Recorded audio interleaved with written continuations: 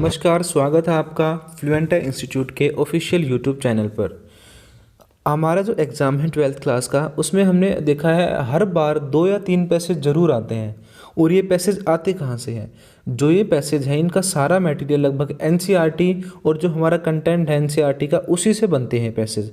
तो 2 या 3 जो पैसेज आते हैं उनमें से जो 1 या 2 पैसेज हैं वो तो रखे जाते हैं इजी या मॉडरेट लेवल के।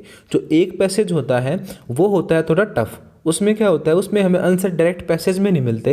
उसमें कुछ ऊपर मतलब शुरू में 2-4 लाइनें दे दी, बीच में उसको खाली छोड़ दिया और लास्ट में 2-3 लाइनें दे दी और फिर उसके क्वेश्चन दे दिए जाते हैं जिनके हमें आंसर करने होते हैं। तो उन क्वेश्चंस को सिर्फ वो बच्चा कर सकता है जिसने कंटेंट को अच्छे से पढ़ा हो, जिसने एनसीईआरटी को पढ़ा हो या जो भी बुक्स में दिया गया है उसे अच्छे से आता हो, तभी वो क्वेश्चन हो पाएंगे। इसीलिए ये भी आपके लिए बहुत इंपॉर्टेंट हो जाते हैं पढ़ने। तो मैं इसीलिए इनकी भी स्पेशल वीडियो लेकर आया हूँ ताकि आपके नंबर किसी भी तरीके से कहीं पर भी ना कटे और आप अच्छे से अच्छा आप स्कोर एग्जाम्स में कर सकें। तो देखते हैं अपना फर्स्ट पैसेज का नाम है मृतकों की गली। मृतकों की गली एक छोटी सी गली है जो चौड़ाई में 3 से 6 फीट तक है। ये मृतकों की गली मोहनजोदड़ो में मिली है।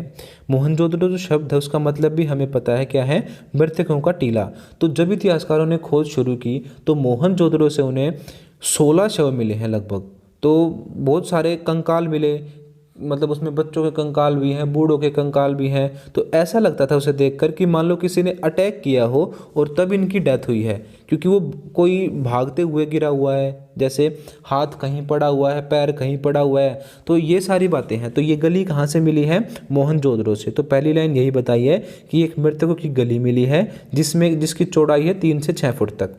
वह स्थान जहाँ से गली बाईं ओर पश्चिमी दिशा में मुड़ती है वहाँ एक वयस्क की खोपड़ी के हिस्से, यानी इस गली में पश्चिम दिशा की ओर जब ये मुड़ती है तो वहाँ पर क्या पड़ा है? एक वयस्क मतलब एक बड़े आदमी के खोपड़ी पड़ी हुई है, छाती पड़ी हुई है और ऊपर की भुजा और कुछ अस्थियां खोजी गई हैं। यानी हाथ कटा हुआ मिला है, खोपड़ी अलग मिली है, छाती के अस्थिपिंजर अलग मिले हैं और अस्थियां का मतलब होता है हड्डियां, और हड्डियां बहुत सारी बिखरी मिली हैं। आगे लिखा है यह शरीर पीठ के बल गली के विकर्ण के रूप में 4 फुट 2 इंच की गहराई पर पड़ा था। तो जब इसे खोदा गया तो ये नीचे 4 फुट 2 इंच की गहराई पर मिला है और ये कैसे पड़ा हुआ है? पीठ के बल पड़ा हुआ है। पश्चिम की ओर 15 इंच पर एक छोटी सी खोपड़ी के टुकड़े मिले हैं। तो इसी गली में जब पश्चिम की साइड खोजा गया तो 15 इंच नीचे जो है वो छोटी सी खोपड़ी और मिली है, उसके कुछ टुकड़े मिले हैं। इन्हीं अवशेषों के कारण इसे मृतकों की गली का नाम दिया गया। तो ये सारी डेड बॉडीज मिल रही हैं यहाँ पर, तो इसीलिए इस गली का नाम क्या दे दिया? मृतकों की गली।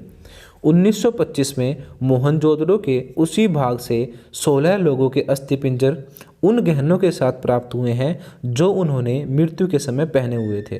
तो इसी गली से ही, यानी मोहनजोदड़ो की ये गली है, 1925 में दोबारा जब खुदाई शुरू की गई तो 16 लोगों के अस्थिपिंजर और मिले हैं उनके गहनों के साथ। तो ये पैसेज तो बड़ा ही ईजी था। इसके अब आंसर देखते हैं।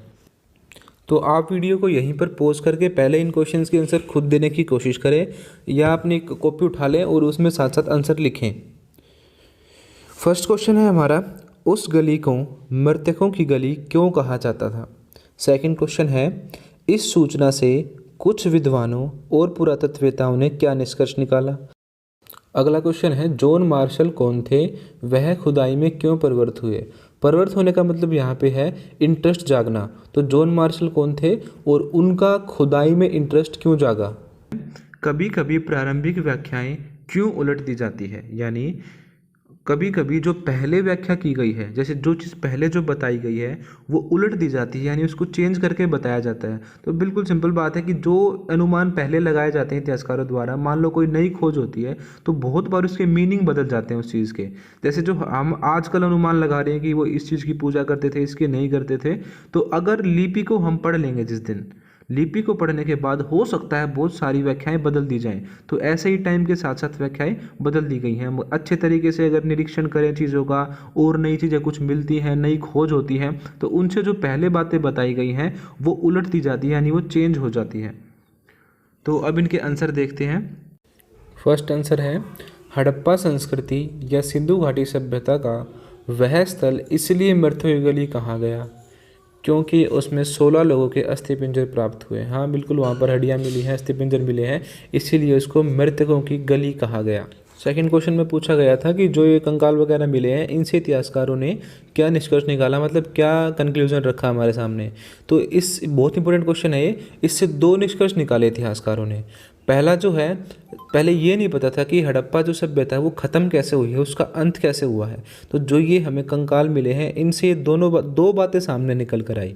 पहले जो विद्वानों ने कहा, इसमें क्या पॉइंट है, REM व्हीलर ने हड़प्पा संस्कृति के अंत के लिए ऋग्वेद में उल्लेखित पुर शब्द को आधार बनाकर आर्यों के देवता इंद्र को सिंधुवासियों की हत्याओं के लिए उत्तरदायी ठहराया। REM व्हीलर जो है ये भी डायरेक्टर जनरल रहे हैं हमारे पुरातत्व विभाग के, यानी आर्कियोलॉजी डिपार्टमेंट के। तो जब ये कंकाल मिले उसके बाद व्हीलर ने इसको जोड़ा जो ऋग्वेद में इंद्र देवता है उनसे, क्योंकि ऋग्वेद में इंद्र को बार बार कहा गया है पुरंदर या पुर कहा गया है। तो पुर का मतलब है किलों को तोड़ने वाला।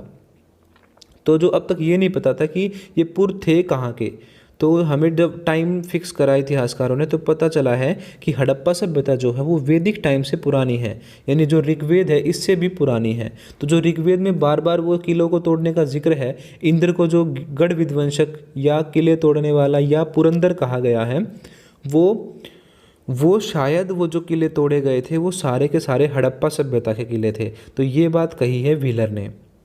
उसके बाद जो दूसरा इससे कंक्लूजन निकाला है वो है, कुछ विद्वान तथा पुरातत्वविद मानते हैं कि किसी प्राकृतिक विपदा जैसे भूकंप, बाढ़ या महामारी के कारण लोग भारी संख्या में मरे तथा हड़प्पा संस्कृति का अंत हुआ। तो दूसरा कंक्लूजन भी उसके अंत के बारे में यह है। इतिहासकारों का कहना है कि शायद कोई प्राकृतिक आपदाएं आई थी, जैसे कि बाढ़ आई हो, भूकंप आया हो, कुछ भी प्राकृतिक आपदाएं जिनकी वजह से जो ये हमें लोग इतनी बड़ी संख्या में एक साथ मरे हुए मिले हैं। तो इन सारी खोजों से हमें हड़प्पा का अंत कैसे हुआ ये पता चला है। थर्ड क्वेश्चन है, जॉन मार्शल कौन थे और उनका क्या योगदान है और वो इस खुदाई के लिए क्यों, मतलब हड़प्पा को जानने के लिए क्यों उनके अंदर इंटरेस्ट जागा। तो इसका आंसर है, John Marshall Mohenjodaro and the Indus civilisation के लेखक हैं।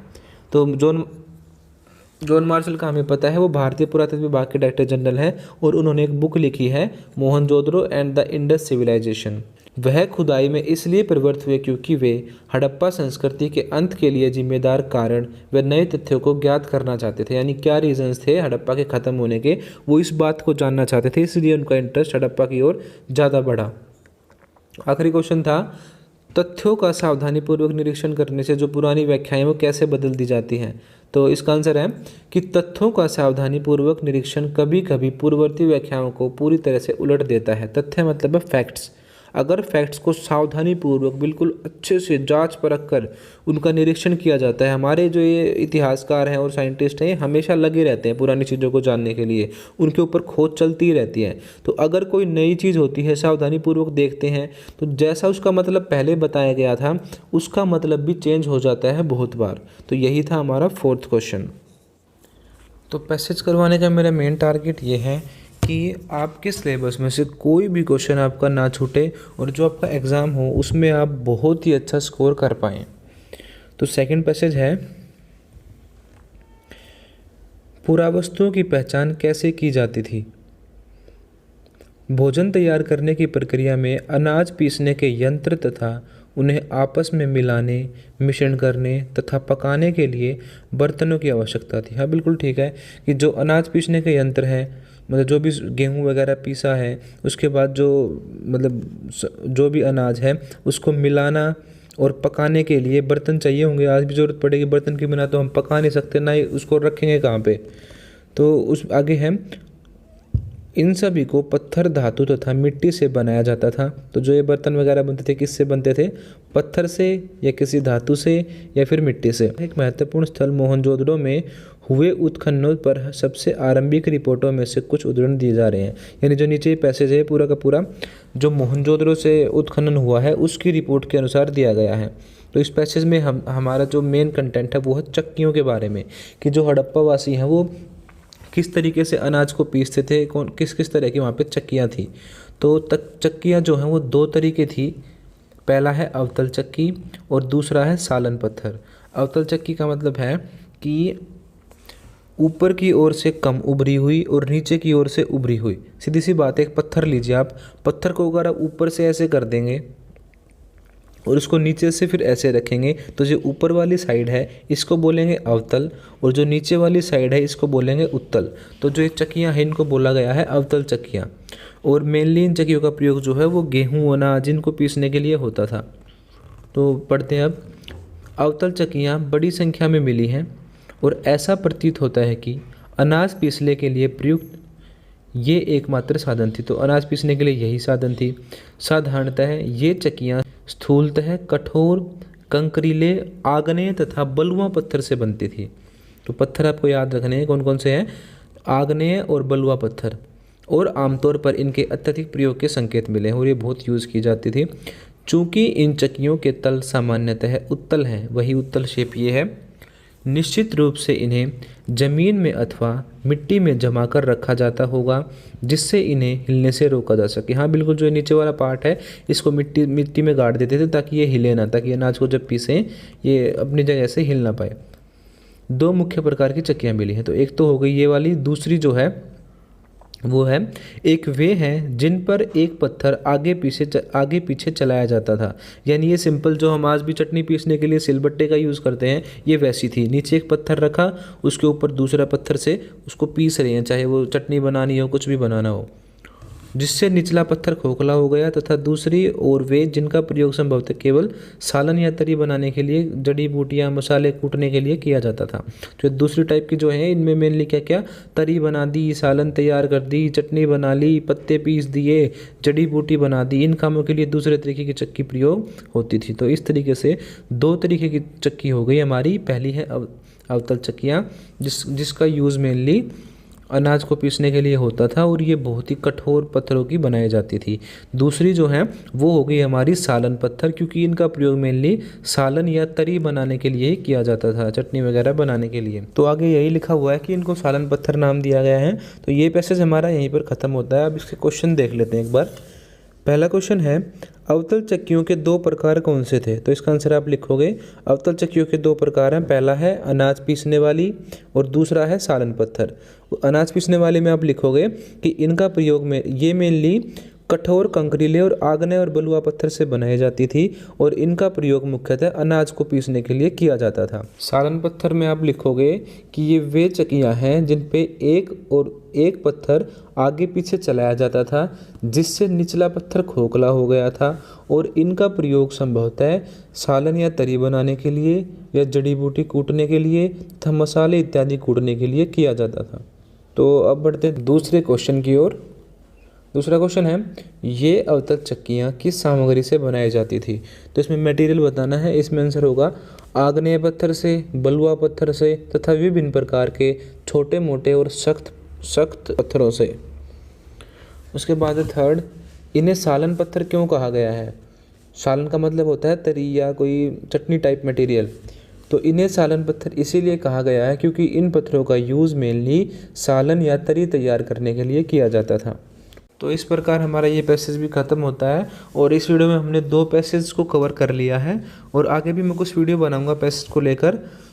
और अगर आपको ये वीडियो हेल्पफुल लगी है तो इसको अपने दोस्तों तक पहुंचा दीजिए ताकि वो भी इन वीडियोस को देखकर सीख सकें और अपने एग्ज़ाम्स में अच्छा कर सकें।